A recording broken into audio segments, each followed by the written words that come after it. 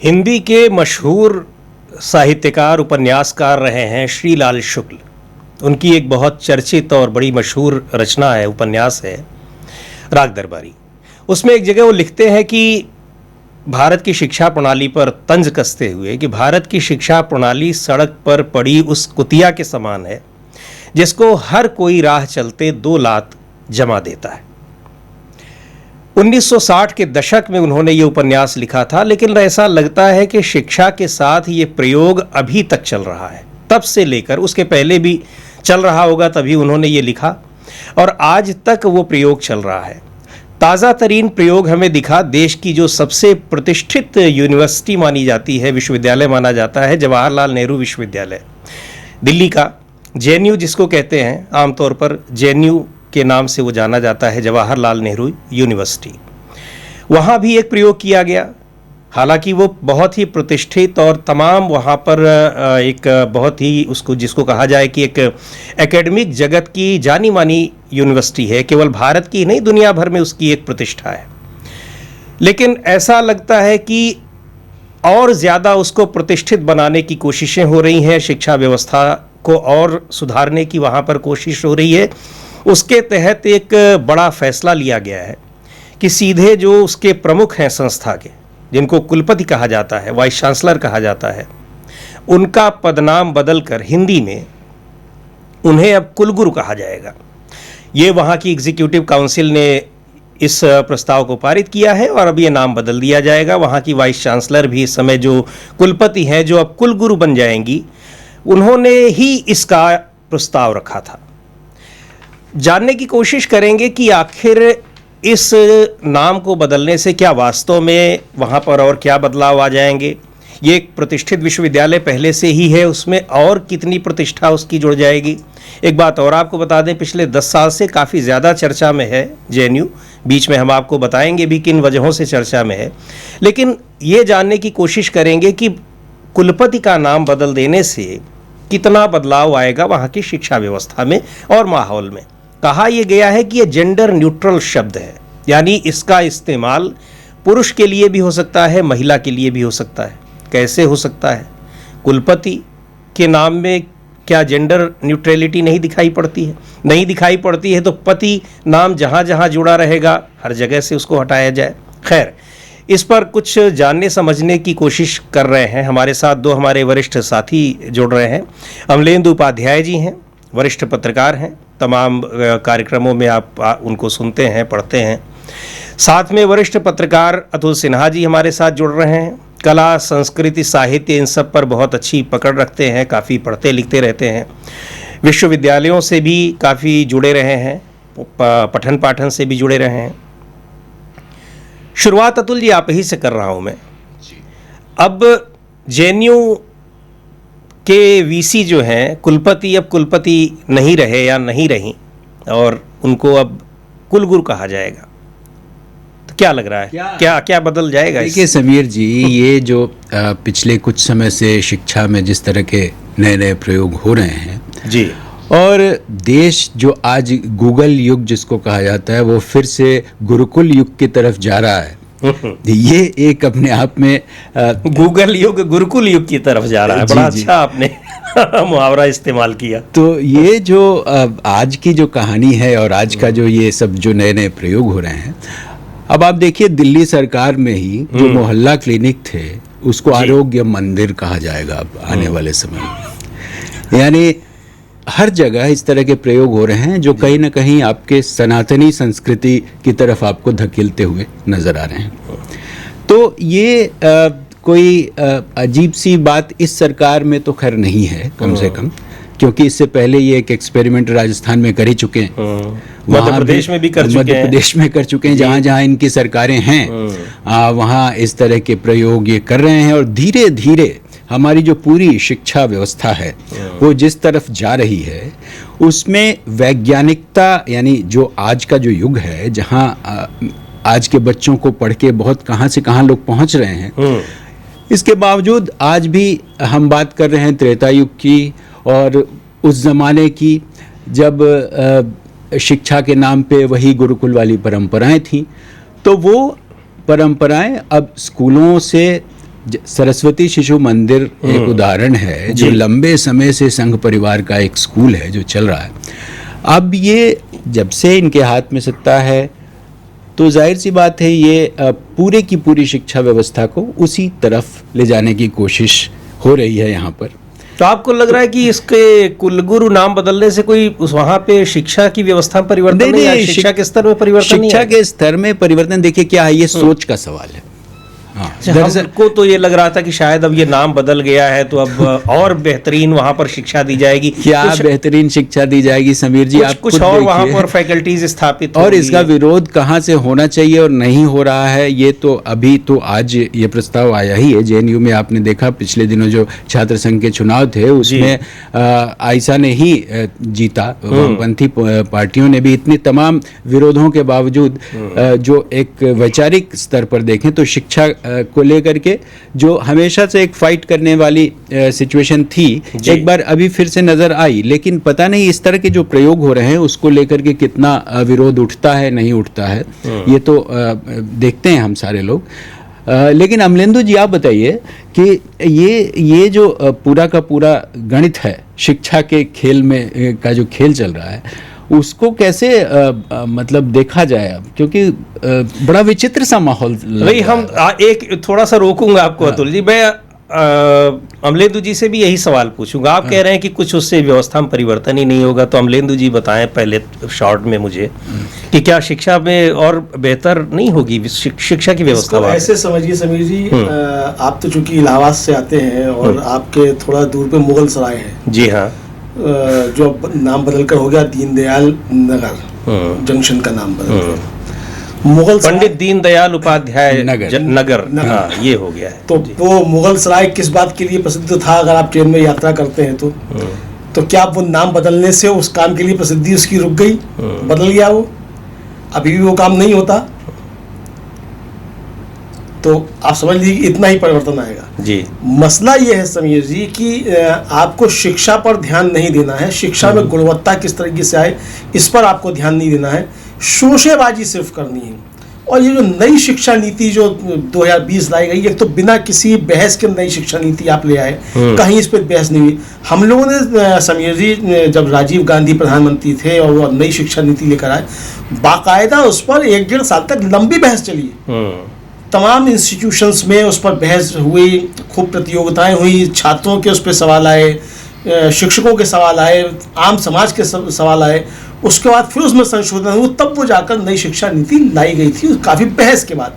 ये नई शिक्षा नीति आ गई बिना किसी बहस के। अब ये जो कुलगुरु और कुलपति का मसला है, ये भी जो आपने जेएनयू का नाम दिया, तो इनकी जो अब कुलगुरु हो गई हैं जो कुलपति जो थी शांति श्री धुलीपुरी पंडित, इन्होंने शोषा छोड़ा था सबसे पहले 2022 में। और मेरे पास वो खबर है 22 अगस्त 2022 की, और वो एक डॉक्टर अंबेडकर व्याख्यान माला थी, उसमें कह रही थी कि मैं जब यहाँ आई तो ये सब जो थे वो मुझे ही लिखते थे, मैंने इसको शी कराया, यानी ही अंग्रेजी में जी, तो उसको शी कराया।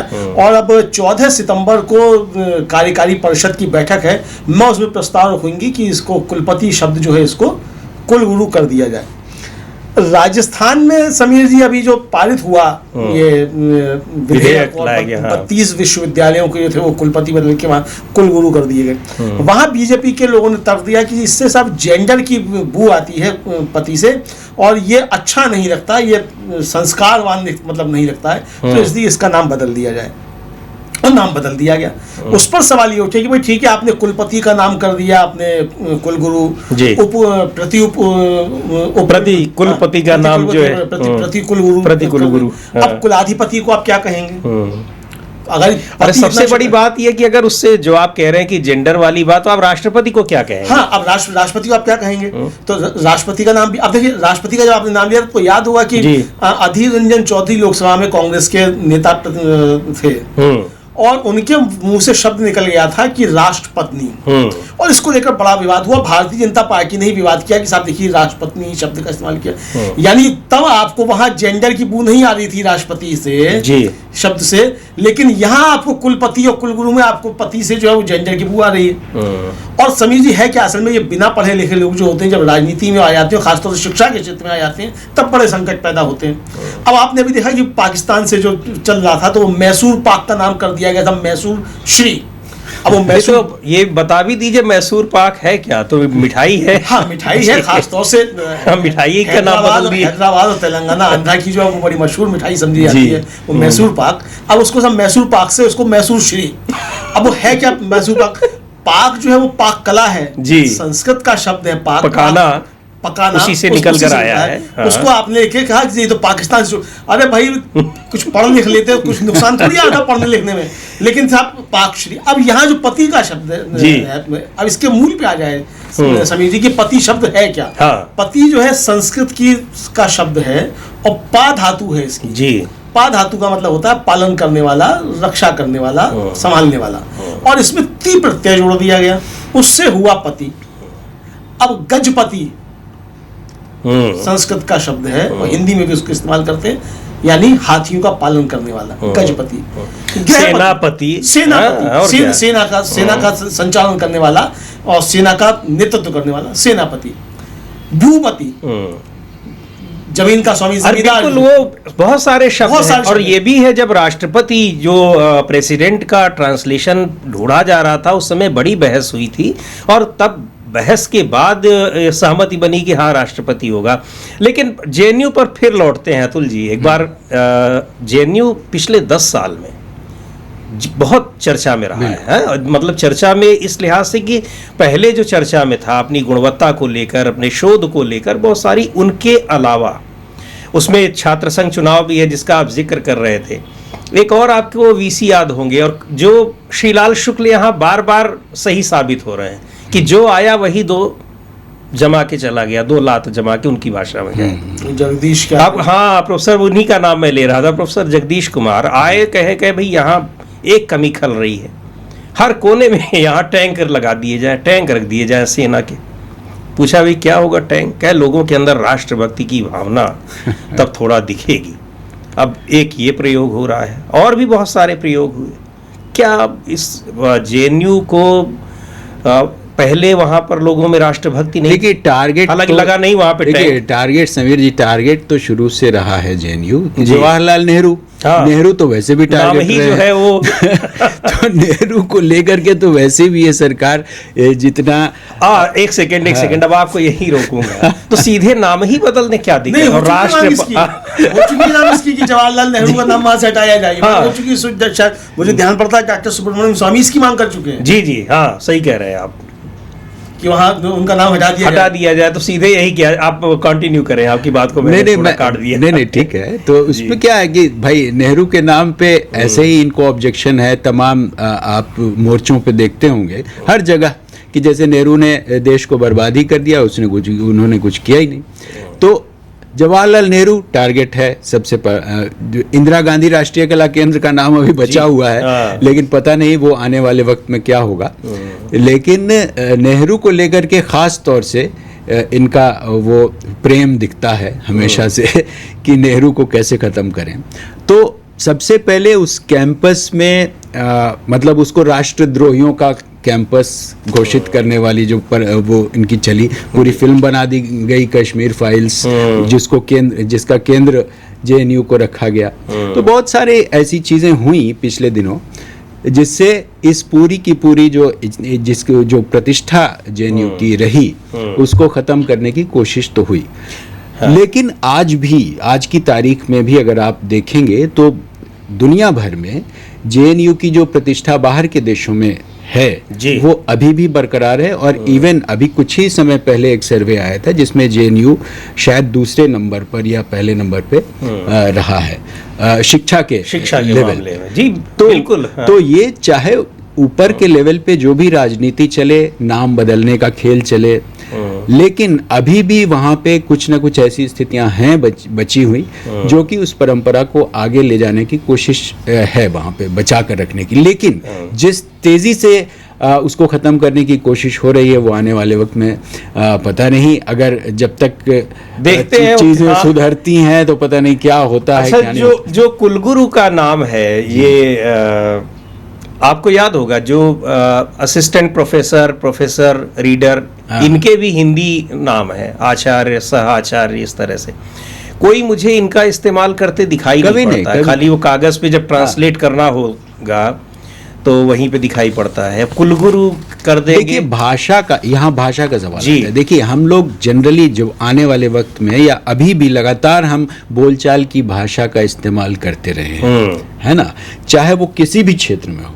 बहुत सारे अंग्रेजी के शब्द हमने हिंदी में ले लिए, हिंदी के शब्द अंग्रेजी में चले गए, उर्दू के शब्द हम सब मिक्स कर दिए, और संस्कृत के भी।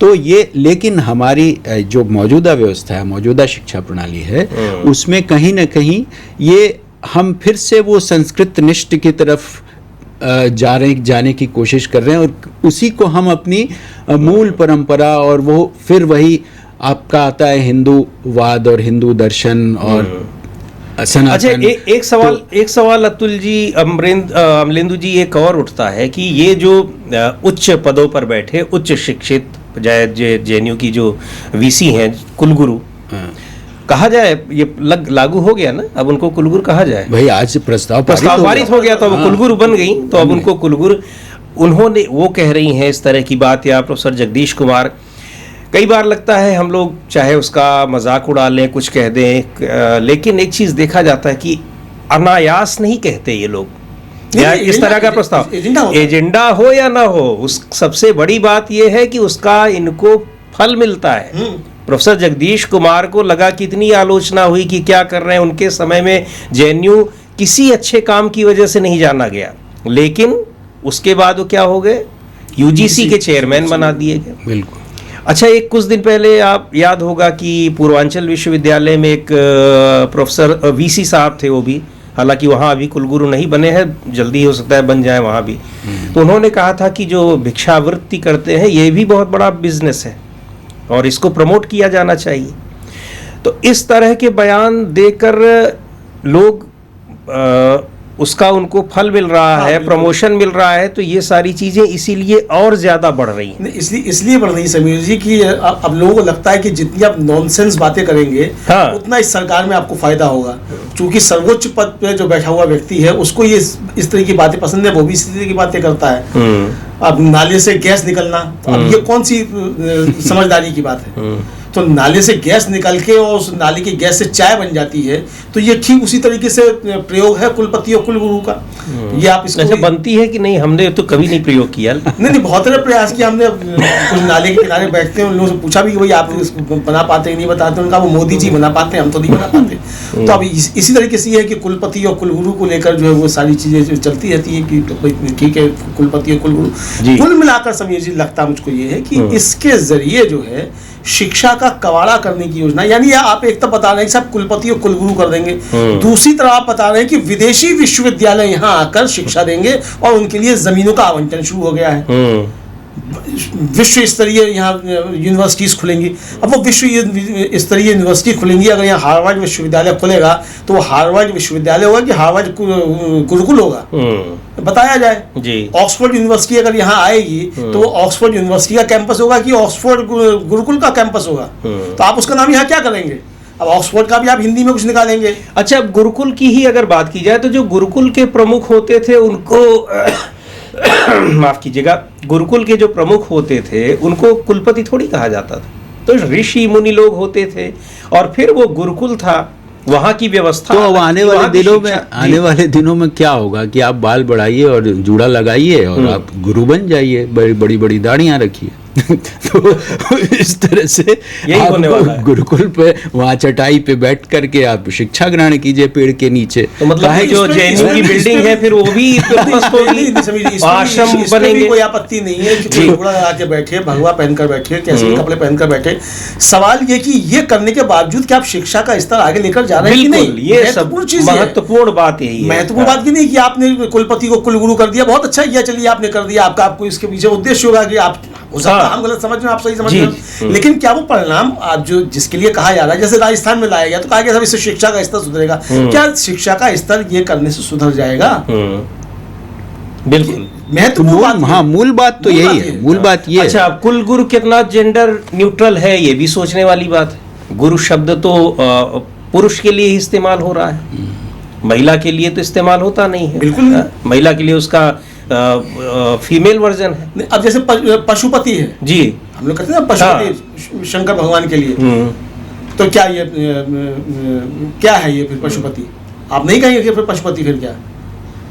बिल्कुल, अब ये है, ठीक है नाम बदल कर, लेकिन सबसे बड़ी बात, बहुत महत्वपूर्ण बात कही अमलेंदु जी ने कि नाम भले बदल दिया जाए, आपकी इच्छा है आप बदल दीजिए, लेकिन सवाल ये है कि उससे शिक्षा की गुणवत्ता कितनी बढ़ती है। और उस कैंपस में चाहे जेएनयू हो, चाहे कोई दूसरा विश्वविद्यालय हो, आप वहाँ के वाइस चांसलर का नाम बदल दीजिए, आप वहाँ के अध्यापकों के पदनाम बदल दीजिए, लेकिन ये इससे कोई फ़र्क नहीं पड़ता है। फ़र्क इससे पड़ता है कि वो राष्ट्रीय और अंतर्राष्ट्रीय स्तर पर अपनी शिक्षा के लिए, गुणवत्ता के लिए, उसके लिए वो कितना जाने जाते हैं। ये बहुत महत्वपूर्ण सवाल है। तो आज के इस पॉडकास्ट को अब यहीं ख़त्म करते हैं। अतुल जी आपका भी, अमलेंदु जी आपका भी बहुत बहुत धन्यवाद। और इस जो हमारा डीबी लाइव पॉडकास्ट है, इस पर आप इस तरह की तमाम चर्चाएं आप सुनते रहेंगे। आप देखते रहिए हमारे इस पॉडकास्ट को, सुनिए और अपने सुझाव हमें दीजिए। कुछ आप विषय भी अगर चाहें कि आप कुछ ख़ास विषयों पर विशेषज्ञ लोगों की बातें सुनना चाहते हैं, वो भी हमें सुझाव दें। फिलहाल इसको यहीं समाप्त करते हैं। नमस्कार।